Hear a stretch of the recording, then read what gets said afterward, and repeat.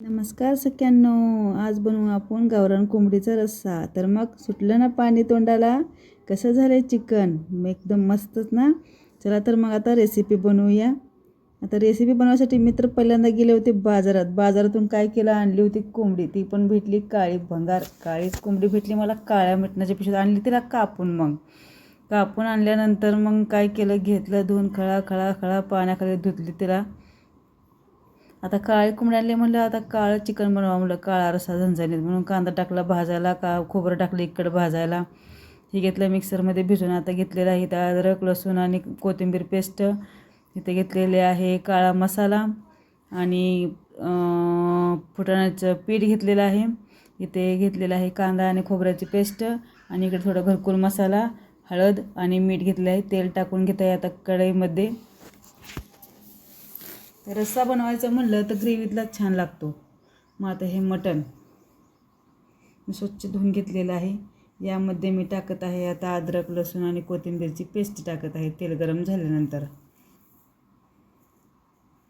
ही अशी छान अशी परतून घ्यायची. छान अशी परतून झाल्यानंतर त्यामध्ये मी तो कांदा आणि खोबरं भाजलेलं वाटण टाकत आहे. आता वाटण पहिलं कसं आता पाटावर वाटावर करत होते, आता हे मिक्सरलाच केल्यामुळे थोडीशी चव बदलते बरं का. आता हे चिकन आपण आता डायरेक्टच करणार आहोत, पिवळा करणार नाही. आता डायरेक्ट ह्याच्यामध्येच टाकून आपल्याला चिकन रस्सा बनवायचा आहे झणझणीत.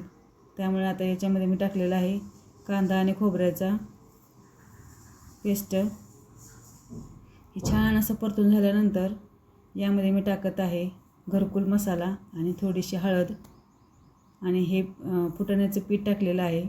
फुटाण्याच्या पिठाने काय होतं, थोडंसं रस्सा असं थोडा घट्टसर होतो आपला, पातळ होत नाही. फुटाण्याचंच पीठ टाकत जा. कोण बेसन टाकतं, बेसन टाकू नका. हे आता घरकुल मसाला आणि हळद टाकलेले आहे आपण. आता त्यामध्ये घेऊ आपण काळा मसाला टाकून त्याच्यामध्ये चांगलं छान परतून घ्यायचं. बघा कसं दिसते आता काळा कलर आल्यासारखं. आता यामध्ये आपण स्वच्छ धुवून घेतलेले चिकन टाकत आहोत.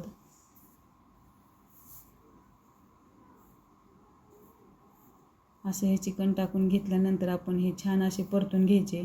तिकडे मी गॅसवर पाणी तापत ठेवले आहे गरम करून. गरमच पाणी ओतायचे भाजीला. हे थोडं छान असं ह्याच्यामध्ये चांगलं परतून घेतल्यामुळे काय होतं, मसाला सगळ्या चिकनमध्ये असा मुरला जातो. आता चवीनुसार आपल्या मीठ टाकून घ्यायचं. चवीनुसार मीठ टाकून थोडंसं अजून परतून घ्यायचं. परतून झाल्यानंतर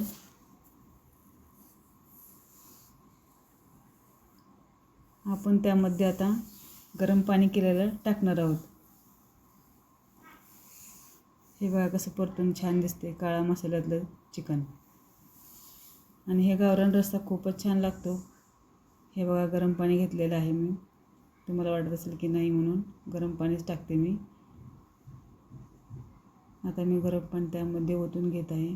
आपल्याला हवं तेवढं.